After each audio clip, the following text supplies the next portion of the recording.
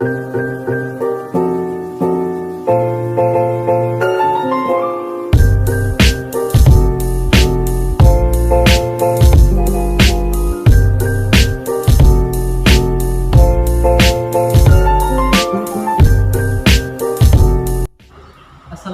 warahmatullahi wabarakatuh. Waalaikumsalam warahmatullahi wabarakatuh. Baiklah, siapa yang tidak hadir hari ini? Hadir semua, Pak. Baiklah, alhamdulillah hadir semua ya. Melanjutkan pelajaran kita minggu kemarin tentang bank. Pelajaran kita hari ini adalah tentang asuransi. Teman-teman atau anak-anak semua sudah bisa atau sudah tahu belum tentang asuransi ini? Tahu, Pak. Belum? Oke, langsung saja ya.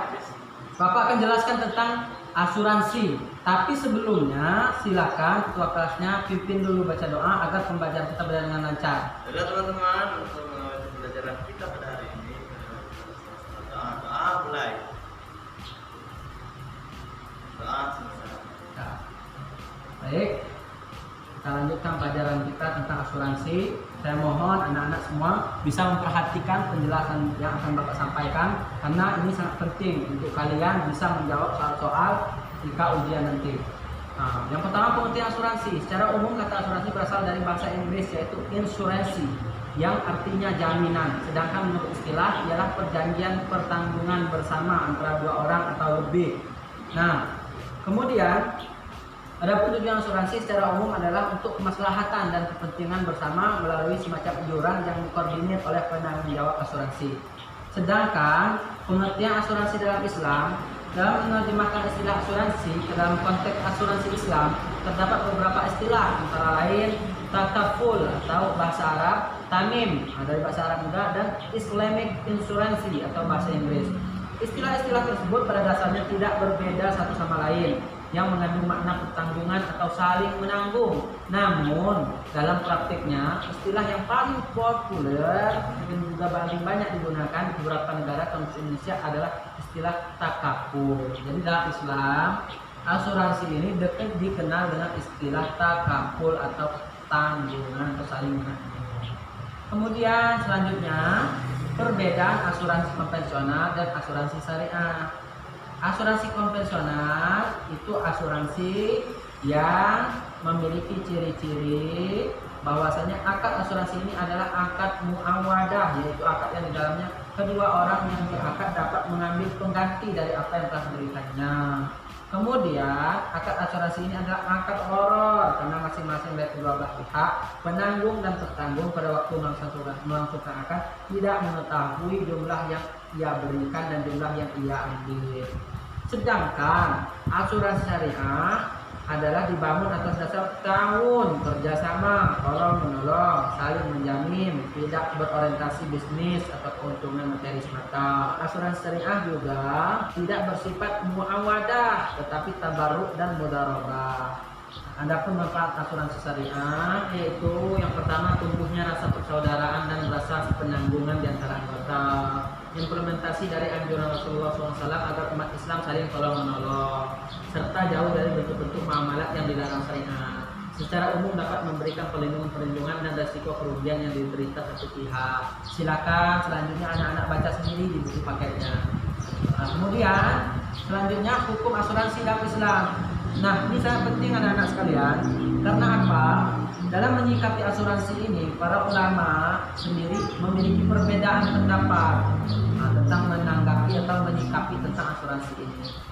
Ada ulama yang berpendapat bahwa asuransi itu haram. Nah, pendapat dari yang mengatakan haram ini dikemukakan oleh Said Sabiq, Abdullah Al-Khalqi, Yusuf Qardawi, dan Muhammad Bakhil Al-Mut'i.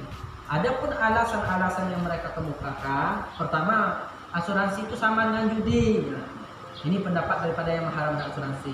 Yang kedua, asuransi mengandung unsur-unsur tidak pasti. Kemudian yang ketiga, asuransi mengandung unsur riba atau renten. Nah, kemudian premi-premi yang sudah dibayar akan diputar dalam praktik-praktik riba. Kemudian asuransi termasuk jual beli atau tukar-menukar mata uang tidak tunai. Itu alasan-alasan ulama yang mengharamkan asuransi.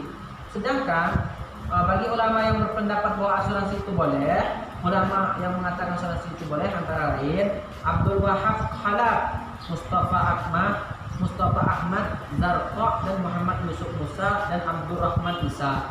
Adapun alasan mereka mengatakan bahwa asuransi itu boleh, yang pertama adalah tidak ada nas yang melarang asuransi. Nah, ini kenapa bisa dibolehkan oleh ulama yang mengatakan boleh ini? Karena tidak ada nas.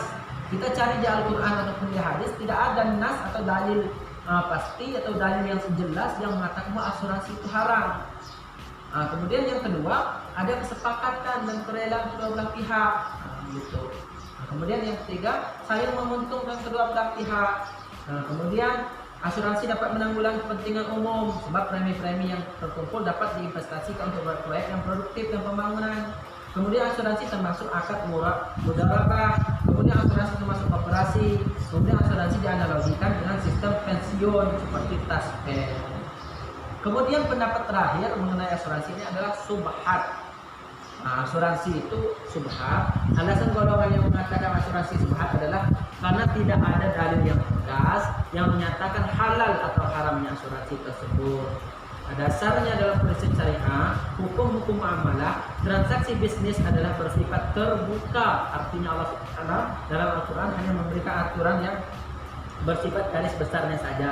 Selebihnya adalah terbuka bagi ulama atau mujtahid untuk mengembangkannya melalui pemikirannya selama tidak bertentangan dengan Al-Quran dan Al-Hadis. Al-Quran maupun hadis tidak menyebutkan secara nyata apa dan bagaimana berasuransi. Namun bukan berarti bahwa asuransi hukumnya haram, karena ternyata dalam hukum Islam memuat substansi perasuransian secara Islami sebagai dasar operasional asuransi syariah. Jadi ada 3 pendapat tentang asuransi. Yang pertama haram, yang kedua boleh, yang ketiga subhat atau sama-sama. Tergantung kita mau pilih pendapat yang mana. Yang jelas, kalau kita mau gabung asuransi, berarti kita harus yakin dulu bahwa asuransi itu tidak haram. Berarti pendapat yang kita pakai adalah yang membolehkan atau minimal yang menganggap subhat daripada asuransi. Sampai sini jelas mengenai asuransi dan anak. Insyaallah jelas Pak. Ya, tidak ada yang ingin ditanyakan. Cukup ya. Bapak juga merasa sudah sangat jelas Bapak menerangkan tentang asuransi ini. Jadi jangan sampai nanti ketika kalian ditanya apa itu asuransi, apa hukum asuransi, kalian tidak bisa menjawabnya. Karena itu suatu hal yang membuat Bapak ikut malu. Karena Bapak sudah mengajarkan kalian tentang asuransi, sudah menjelaskan tentang asuransi, kalian tidak paham dengan asuransi. Ya? Ya? Ya, Pak. Ya. Silakan. Kalau sudah tidak ada yang ingin ditanyakan, maka Bapak akan memberikan tugas ke kalian. Tugas yang pertama, kalian harus mengerjakan tes tertulis, yaitu berupa pilihan ganda dan esai di halaman uji kompetensi. Ya. Bagian uji kompetensi silakan kerjakan. Itu dikerjakan di rumah masing-masing. Nanti untuk penilaiannya bisa dikumpulkan minggu depan. Kemudian juga ini jangan lupa tugas kelompoknya itu sesuai dengan kelompok yang sudah dibagi minggu kemarin. Kalian tolong buatkan pendapat-pendapat dari tetangga atau saudara kalian mengenai pandangannya terhadap asuransi ini ya. Silakan dihimpun di dalam kertas folio bergaris. Ya, silakan ya nanti. Silakan sebelum kita mengakhiri pelajaran kita ini, silakan dipimpin doanya agar kita mendapatkan keberkahan dari pembelajaran kita hari ini. Baiklah teman-teman, untuk mengakhiri pembelajaran kita dari mulai. Doa. Alhamdulillah. Semoga pelajaran kita hari ini membawa pemahaman, membawa pengetahuan kepada kita. Kita diberikan kesehatan sehingga bisa bertemu kembali di minggu depan. Amin. Mohon maaf jika Bapak dalam menyampaikan materi ada kesalahan dan kekurangan. Pada Allah kita bersama-sama mohon ampun.